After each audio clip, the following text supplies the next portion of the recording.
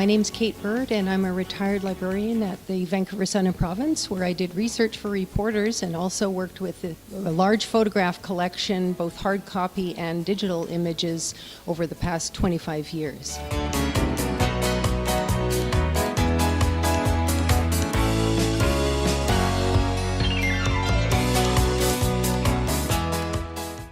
This collection of 1970s photos is based on the book Vancouver in the 70s, and the exhibition Vancouver in the 70s divides the photographs into 5 different subjects rather than in the book, which is by year.